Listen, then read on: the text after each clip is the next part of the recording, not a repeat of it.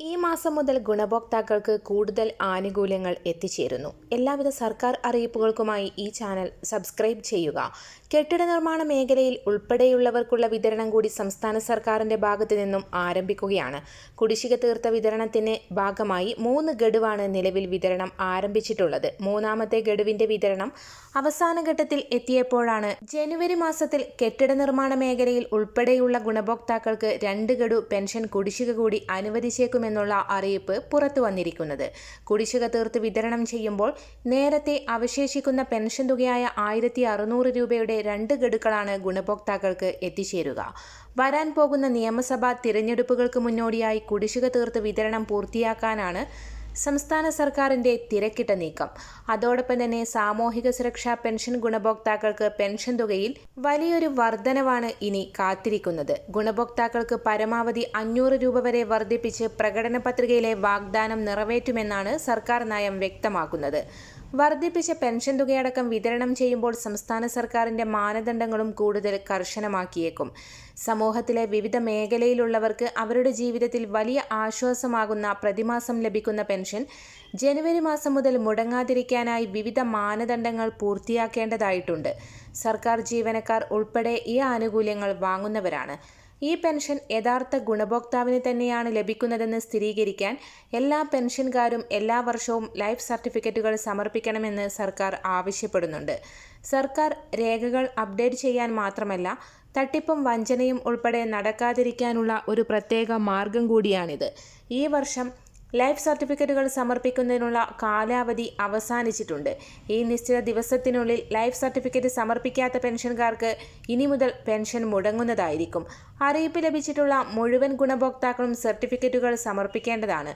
ഗുണഭോക്താവ് ജീവിച്ചിരിപ്പുണ്ടെന്ന് തെളിയിക്കുന്ന ലളിതവും നിർണായകവുമായ രേഖയാണ് ലൈഫ് സർട്ടിഫിക്കറ്റ്. ഈ രേഖയുടെ അടിസ്ഥാനത്തിലാണ് സർക്കാരും ബാങ്കുകളും പെൻഷൻ പേയ്മെന്റുകൾ തുടരുന്നത്.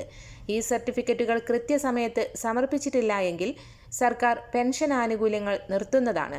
മാത്രമല്ല, ഇത് പുനരാരംഭിക്കാൻ കൂടുതൽ സമയമെടുക്കാനും സാധ്യതയുണ്ട്. ലൈഫ് സർട്ടിഫിക്കറ്റുകൾ സമർപ്പിക്കാൻ വിവിധ വഴികളുണ്ട്. ഇതിനായി പെൻഷൻ എത്തുന്ന ബാങ്കുകളിലാണ് ഉപഭോക്താവ് പോകേണ്ടത്. അവിടെയുള്ള ലൈഫ് സർട്ടിഫിക്കറ്റ് ഫോം പൂരിപ്പിച്ച് നൽകണം. വർഷങ്ങളായി കൂടുതൽ പെൻഷൻകാരും ഈ രീതിയാണ് പിന്തുടരുന്നത്.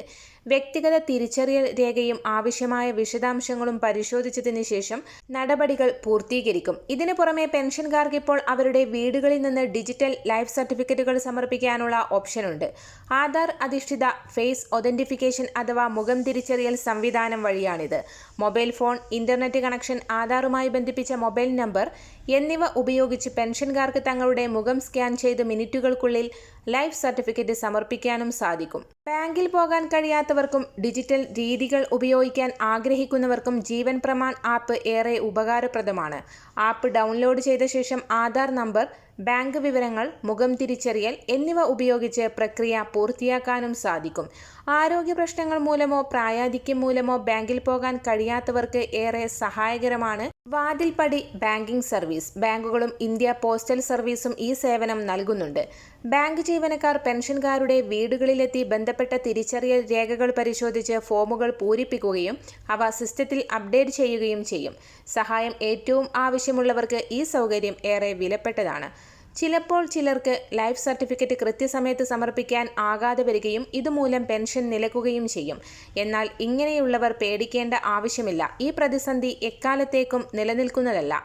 ലൈഫ് സർട്ടിഫിക്കറ്റ് സമർപ്പിച്ച ശേഷം പെൻഷൻ പുനഃസ്ഥാപിച്ച് കിട്ടും.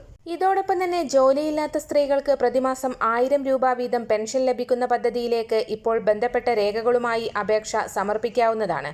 പദ്ധതിയിലേക്ക് അപേക്ഷിക്കാൻ മഞ്ഞ, പിങ്ക് റേഷൻ കാർഡ് ഉടമകൾക്കാണ് അർഹതയുള്ളത്. തെറ്റായ വിവരം നൽകി പെൻഷൻ കൈപ്പറ്റിയാൽ 18% പലിശ സഹിതം തുക തിരികെ പിടിക്കും. 30 മുതൽ 60 വയസ്സ് വരെ പ്രായപരിധിയിലുള്ള സ്ത്രീകൾക്കും ട്രാൻസ് വുമൺ വിഭാഗത്തിലുള്ളവർക്കും അപേക്ഷിക്കാവുന്നതാണ്.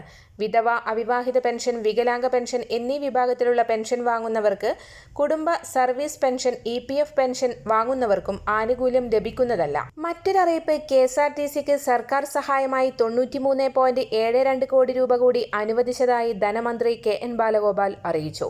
പെൻഷൻ വിതരണത്തിന് 73.72 കോടി രൂപയും മറ്റ് ആവശ്യങ്ങൾക്ക് 20 കോടി രൂപയുമാണ് അനുവദിച്ചത്. ഈ വർഷം വർഷം ഇതിനകം 1201.56 കോടി രൂപയാണ് KSRTCക്ക് സർക്കാർ സഹായമായി നൽകിയത്. പെൻഷൻ വിതരണത്തിന് 731.56 കോടി രൂപയും പ്രത്യേക സഹായമായി 470 കോടി രൂപയുമാണ് അനുവദിച്ചത്. ഈ വർഷം ബജറ്റിൽ കോർപ്പറേഷനായി നീക്കിവെച്ചത് 900 കോടി രൂപയാണ്. ബജറ്റ് വകയിരുത്തലിനു പുറമെ 301.56 കോടി രൂപ കൂടി ഇതിനകം KSRTCക്ക് അനുവദിച്ചു. എല്ലാ പൊതുമേഖലാ സ്ഥാപനങ്ങളിലെയും വിരമിക്കൽ പ്രായം കൂട്ടാൻ സർക്കാർ നടപടി. പ്രതിഷേധം മറികടക്കാൻ പൊതു ഉത്തരവിറക്കാതെ ഓരോ സ്ഥാപനങ്ങളെയും പ്രത്യേകം പരിഗണിച്ച് തീരുമാനമെടുക്കുകയെന്ന തന്ത്രമാണ് സ്വീകരിച്ചിട്ടുള്ളത്.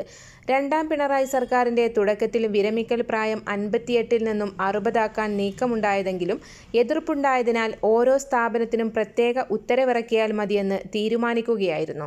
കേന്ദ്ര പൊതുമേഖലാ സ്ഥാപനങ്ങളിൽ 60 വിരമിക്കൽ പ്രായം. പൊതു ഉത്തരവിറക്കാനുള്ള നീക്കത്തിൽ പ്രതിഷേധം ഉയർന്നപ്പോൾ പരിശോധിക്കാൻ വിദഗ്ധ സമിതിയെ നിയോഗിക്കാൻ സർക്കാർ തീരുമാനിച്ചിരുന്നു. ഈ സമിതിയുടെ റിപ്പോർട്ട് ലഭിക്കാത്ത സാഹചര്യത്തിലാണ് KLD ഉൾപ്പെടെ ഓരോ ബോർഡുകളുടെയും വിരമിക്കൽ പ്രായം വെവ്വേറെ കൂട്ടാൻ തീരുമാനിച്ചതെന്നാണ് സർക്കാർ വിശദീകരണം. മറ്റൊരറിയിപ്പ്, എല്ലാ വിഭാഗം റേഷൻ കാർഡ് ഉടമകൾക്കും അനുവദിച്ചിട്ടുള്ള ഈ മാസത്തെ റേഷൻ വിഹിതം നോക്കാം. മഞ്ഞ കാർഡിന് 30 കിലോ അരിയും 2 കിലോ ഗോതമ്പും സൗജന്യമായും 3 പാക്കറ്റ് ആട്ട 7 രൂപ നിരക്കിലും 1 കിലോ പഞ്ചസാര 27 രൂപക്കും ലഭിക്കും. പിങ്ക് കാർഡിലെ ഓരോ അംഗത്തിനും 4 കിലോ അരിയും 1 കിലോ ഗോതമ്പും സൗജന്യമായി ലഭിക്കും. കാർഡിന് അനുവദിച്ചിട്ടുള്ള ആകെ ഗോതമ്പിന്റെ അളവിൽ നിന്നും 4 കിലോ കുറച്ച് അതിനു പകരം 4 പാക്കറ്റ് ആട്ട 9 രൂപ നിരക്കിൽ ലഭിക്കുന്നതാണ്. നീല കാർഡിലെ ഓരോ അംഗത്തിനും 2 കിലോ അരി വീതം കിലോക്ക് 4 രൂപ നിരക്കിൽ ലഭിക്കും. വെള്ളക്കാർഡിന് 2 കിലോ അരി കിലോക്ക് 10 രൂപ 90 പൈസ നിരക്കിലും ലഭിക്കുന്നതാണ്. സംസ്ഥാനത്തെ വീടുകൾ ഉൾപ്പെടെയുള്ള കെട്ടിടങ്ങൾക്ക് ബിൽഡിംഗ് കാർഡ് വരുന്നു. വാർഡ് പുനർവിഭജനത്തെ തുടർന്നാണ് നടപടി. ഇതോടെ വീടുകൾക്കുൾപ്പെടെ പുതിയ നമ്പർ ലഭിക്കും. ഇതിനു മുൻപ് നടന്ന വാർഡ് വിഭജന സമയത്തും പ്രസ്തുത കെട്ടിടങ്ങൾക്കുണ്ടായിരുന്ന നമ്പറും കാർഡിൽ രേഖപ്പെടുത്തും. അതിനാൽ നിലവിലുള്ള രേഖകളിൽ വീട്ടുനമ്പർ തിരുത്തേണ്ടതില്ലെന്ന information Kerala mission director Satheesh Babu അറിയിച്ചു. KSMART വഴിയാണ് കെട്ടിട നമ്പർ പുനഃക്രമീകരിക്കുക. തദ്ദേശ സ്ഥാപനങ്ങളിൽ ഇതിനുള്ള പ്രവർത്തനം ആരംഭിച്ചു കഴിഞ്ഞു. ആദ്യം വാർഡ് നമ്പറും രണ്ടാമത് കെട്ടിട നമ്പറും സൂചിപ്പിക്കുന്ന നിലയിലാകും ക്രമീകരണം. ഭാവിയിൽ വരാൻ സാധ്യതയുള്ള കെട്ടിടങ്ങൾക്കായി കെട്ടിട നമ്പർ മുൻകൂട്ടി റിസർവ് ചെയ്യാനും സൗകര്യമുണ്ട്. KSMARTൽ പഴയ കെട്ടിട നമ്പർ നൽകിയാൽ പുതിയ നമ്പർ ഏതെന്ന് അറിയാനാകും. ബിൽഡിംഗ് കാർഡിൽ കെട്ടിട നമ്പറിന് പുറമെ പെർമിറ്റ്, പിന്നീട് നടത്തിയ കൂട്ടിച്ചേർക്കലുകൾ തുടങ്ങിയ വിവരങ്ങളും ഉണ്ടാകും. സംസ്ഥാനത്താകെ 1.5 കോടി കെട്ടിടങ്ങളാണ് ഉള്ളത്. കെട്ടിട നമ്പർ ഇടയ്ക്കിടെ മാറുന്നത് ഒഴിവാക്കാൻ DigiPin നടപ്പിലാക്കുന്നത് പരിഗണനയിലാണ്. അതോടൊപ്പം തന്നെ സംസ്ഥാന സർക്കാരിന്റെ 55 ലക്ഷത്തോളം വരുന്ന സാമൂഹിക സുരക്ഷാ പെൻഷനുകൾ, 8 ലക്ഷത്തോളം വരുന്ന ക്ഷേമനിധി ബോർഡുകൾ വഴിയുള്ള പെൻഷനുകൾ കൈപ്പറ്റുന്ന ഗുണഭോക്താക്കൾക്ക് വമ്പൻ സന്തോഷ വാർത്ത. ഡിസംബറിലെ പെൻഷൻ വിതരണം അവസാനിച്ച സാഹചര്യത്തിലാണ് ജനുവരി മാസത്തിലെ ആനുകൂല്യ വിതരണം ആരംഭിക്കുന്നത്. കെട്ടിട നിർമ്മാണ മേഖലയിൽ നിലവിൽ 3 ഗഡുക്കൾ 4800 രൂപയുടെ വിതരണമാണ് പുരോഗമിക്കുന്നത്. ഇതോടൊപ്പം തന്നെ ഡിസംബർ മാസത്തിലെ സാമൂഹിക സുരക്ഷാ പെൻഷൻ എത്തിച്ചേരാത്ത ഗുണഭോക്താക്കൾക്കും തുക വിതരണം പൂർത്തീകരിക്കാനുള്ള നടപടികൾ ആരംഭിച്ചിട്ടുണ്ട്. കെട്ടിട നിർമ്മാണ മേഖലയിൽ ഉൾപ്പെടെയുള്ളവർക്ക് വിതരണം കൂടി സംസ്ഥാന സർക്കാരിന്റെ ഭാഗത്തു നിന്നും വീണ്ടും ആരംഭിക്കുന്നു. കുടിശ്ശിക തീർത്ത വിതരണത്തിന്റെ ഭാഗമായി 3 ഗഡുവാണ് നിലവിൽ വിതരണം ആരംഭിച്ചിട്ടുള്ളത്. മൂന്നാമത്തെ ഗഡുവിന്റെ വിതരണം അവസാന ഘട്ടത്തിൽ എത്തിയപ്പോഴാണ് ന്യൂ ഇയർ പ്രമാണിച്ച് കെട്ടിട നിർമ്മാണ മേഖലയിൽ ഉൾപ്പെടെയുള്ള ഗുണഭോക്താക്കൾക്ക് 2 ഗഡു പെൻഷൻ കുടിശ്ശിക കൂടി അനുവദിച്ചേക്കുമെന്നുള്ള അറിയിപ്പ് പുറത്തു വന്നിരിക്കുന്നത്.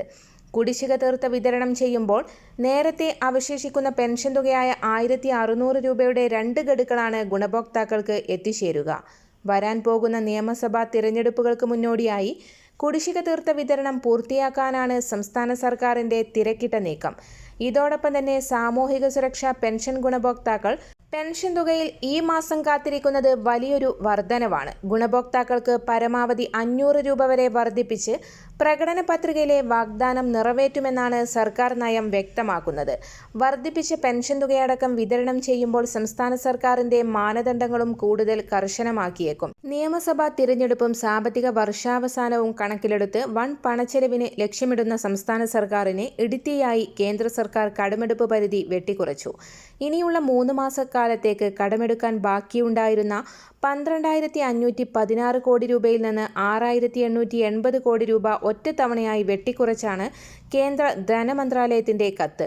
ബജറ്റിന് പുറത്ത് കിഫ്ബിയും പെൻഷൻ കമ്പനിയും അടക്കമുള്ള സ്ഥാപനങ്ങൾ അധിക വായ്പയെടുത്തു എന്ന കാരണമാണ് ചൂണ്ടിക്കാട്ടിയിരിക്കുന്നത്.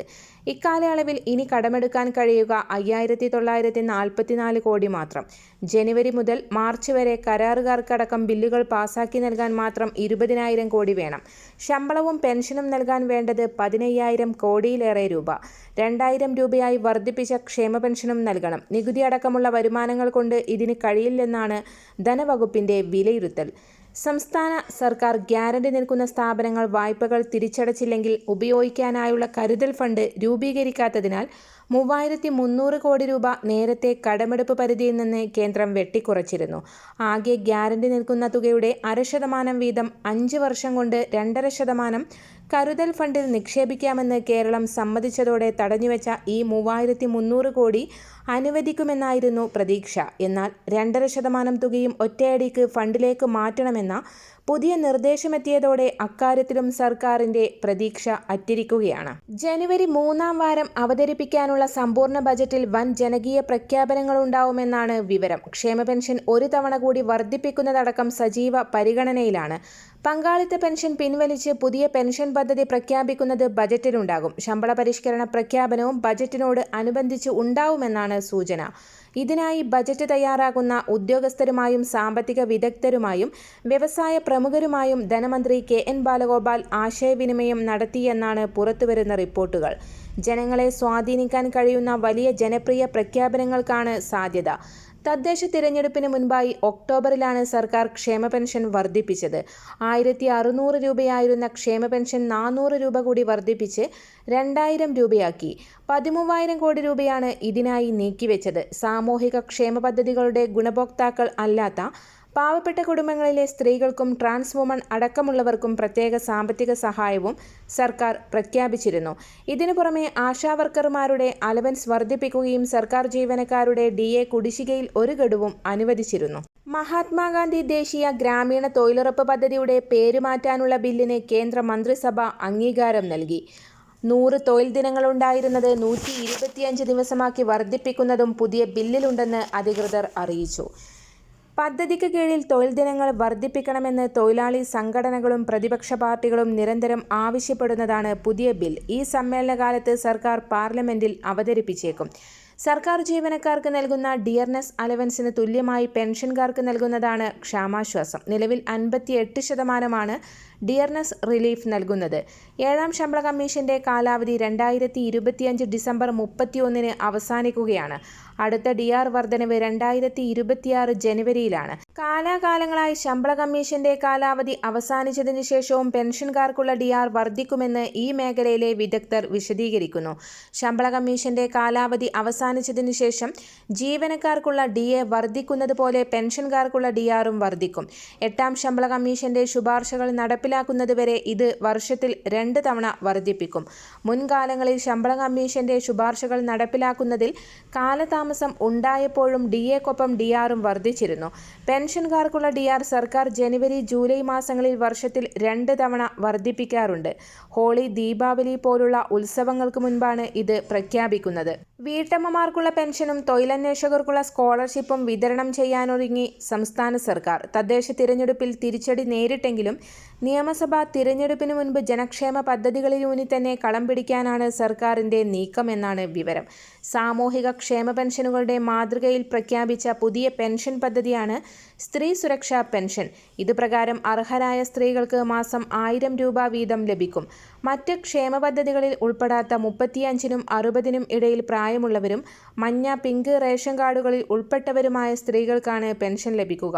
ട്രാൻസ് വുമണിനും അപേക്ഷിക്കാം. സ്വകാര്യ സ്ഥാപനത്തിലെ ജോലിയും പെൻഷൻ കിട്ടാനുള്ള അയോഗ്യതയല്ല. എന്നാൽ വിധവാ പെൻഷൻ, അവിവാഹിത പെൻഷൻ, വികലാംഗ പെൻഷൻ പോലുള്ള സാമൂഹിക ക്ഷേമ പെൻഷനുകൾ, വിവിധ സർവീസ് പെൻഷനുകൾ, കുടുംബ പെൻഷൻ, ക്ഷേമനിധി ബോർഡിന്റെ കുടുംബ പെൻഷൻ, EPF പെൻഷൻ മുതലായവയിൽ ആനുകൂല്യം കൈപ്പറ്റുന്നവർക്ക് ഈ പെൻഷൻ ലഭിക്കുന്നതല്ല. ഗുണഭോക്താവിന് 60 വയസ്സ് തികഞ്ഞാൽ പദ്ധതിയിൽ നിന്ന് പുറത്താകും. സംസ്ഥാനത്തിനകത്ത് നിന്ന് താമസം മാറിയാലും കേന്ദ്ര സംസ്ഥാന സർക്കാർ സർവീസ്, കേന്ദ്ര സംസ്ഥാന സർക്കാർ സ്ഥാപനങ്ങൾ, സർവകലാശാലകൾ, മറ്റ് സ്വയംഭരണ സ്ഥാപനങ്ങൾ എന്നിവയിൽ സ്ഥിരമായോ കരാർ നിയമനമോ ലഭിച്ചാലും പെൻഷനുള്ള അർഹത ഇല്ലാതാകും. റേഷൻ കാർഡ് നീല, വെള്ള കാർഡുകളായി തരം മാറ്റപ്പെട്ടാലും ആനുകൂല്യം ലഭിക്കില്ല. ഗുണഭോക്താക്കൾ തങ്ങളുടെ തദ്ദേശ സ്ഥാപനത്തിലെ സെക്രട്ടറിക്കാണ് അപേക്ഷ നൽകേണ്ടത്. പ്രായം തെളിയിക്കാൻ ആവശ്യമായ രേഖ സമർപ്പിക്കണം. ഇവയൊന്നും ഇല്ലെങ്കിൽ ഡോക്ടറുടെ സർട്ടിഫിക്കറ്റ് നൽകാവുന്നതാണ്. പരിശോധനകൾക്ക് ശേഷം അന്തിമ പട്ടികയിൽ ഉൾപ്പെട്ടാൽ ബാങ്ക് അക്കൗണ്ടുകളിലൂടെ പെൻഷൻ തുക ലഭിക്കുന്നതാണ്. പെൻഷൻ ലഭിച്ചാൽ ഗുണഭോക്താവ് എല്ലാ വർഷവും ആധാർ അധിഷ്ഠിത ബയോമെട്രിക് സംവിധാനത്തിലൂടെ മസ്റ്ററിംഗ് നടത്തണം. അനർഹമായി ആനുകൂല്യം കൈപ്പറ്റിയെന്ന് കണ്ടെത്തിയാൽ 18% പലിശ സഹിതം തുക തിരികെ ഈടാക്കും. ഗുണഭോക്താവ് മരിച്ചാൽ അവകാശികൾക്ക് പെൻഷൻ ലഭിക്കില്ല. പദ്ധതി മാനദണ്ഡങ്ങളുടെ പരിധിയിൽ വരുന്നുണ്ടെന്ന് കാണിക്കുന്ന സ്വയം സാക്ഷ്യപ്പെടുത്തിയ സത്യപ്രസ്താവന ഓരോ ഗുണഭോക്താവും സെക്രട്ടറിക്ക് നൽകണം. സമാനമായി തൊഴിലന്വേഷകർക്ക് വേണ്ടി പ്രഖ്യാപിച്ച പദ്ധതിയാണ് പ്രജ്വല. നൈപുണ്യ പരിശീലനത്തിൽ പങ്കെടുക്കുന്നവർക്കും മത്സര പരീക്ഷകൾക്ക് തയ്യാറെടുക്കുന്നവർക്കും പദ്ധതി പ്രകാരം 1 വർഷത്തേക്ക് ഓരോ മാസവും 1000 രൂപ വീതം ലഭിക്കും. എംപ്ലോയ്മെന്റ് ഡയറക്ടറേറ്റ് വഴിയാണ് ഈ പദ്ധതി നടപ്പാക്കുന്നത്. +2, ഡിപ്ലോമ, ഡിഗ്രി എന്നിവ പാസ്സായതിനു ശേഷം നൈപുണ്യ കോഴ്സുകൾക്ക് പഠിക്കുന്നവർക്കും അപേക്ഷിക്കാവുന്നതാണ്.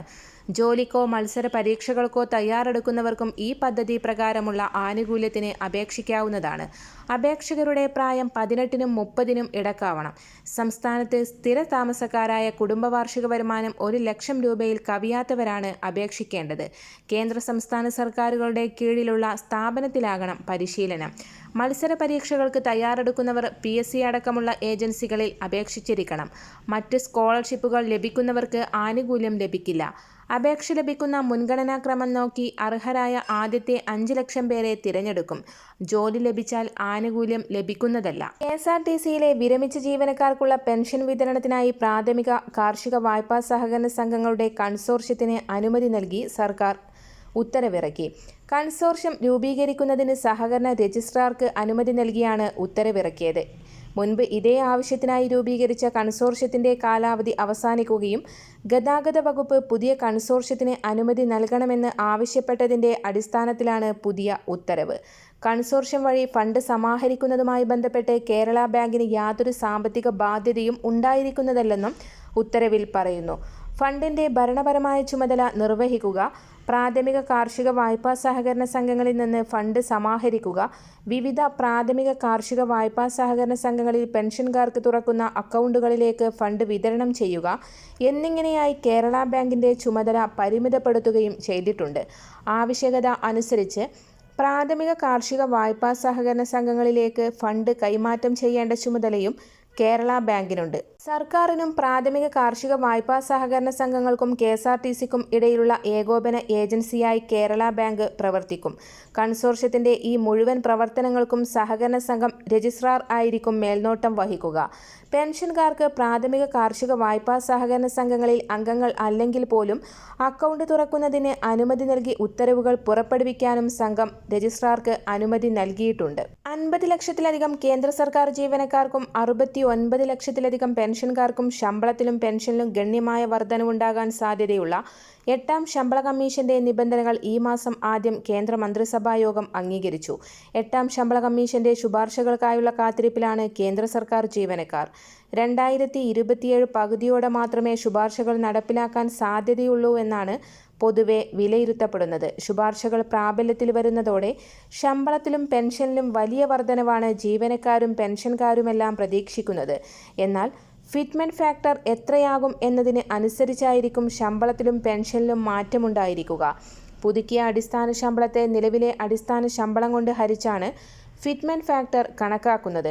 പുതിയ ശമ്പളം കമ്മീഷൻ നടപ്പിലാക്കുമ്പോൾ സർക്കാർ ജീവനക്കാരും പെൻഷൻകാർക്കും പുതിയ അടിസ്ഥാന ശമ്പളം നിർണ്ണയിക്കാൻ ഈ മാനദണ്ഡം ഉപയോഗിക്കുന്നു. പണപ്പെരുപ്പം, ജീവിത ചെലവ്, സർക്കാരിന്റെ ധനകാര്യശേഷി തുടങ്ങിയ സാമ്പത്തിക ഘടകങ്ങൾ പരിഗണിച്ചാണ് ഫിറ്റ്മെന്റ് ഫാക്ടർ നിർണ്ണയിക്കുന്നത്. സംസ്ഥാന സിവിൽ സപ്ലൈസ് കോർപ്പറേഷന് വിപണി ഇടപെടൽ പ്രവർത്തനങ്ങൾക്കായി 50 കോടി രൂപ അനുവദിച്ചതായി ധനമന്ത്രി KN ബാലഗോപാൽ അറിയിച്ചു. സർക്കാർ ജീവനക്കാരുടെയും പെൻഷൻകാരുടെയും ചികിത്സാ ഇൻഷുറൻസ് പദ്ധതിയായ മെഡിസെപ്പിന്റെ 2ാം ഘട്ടത്തിന് ഉടൻ ഉത്തരവിറങ്ങും.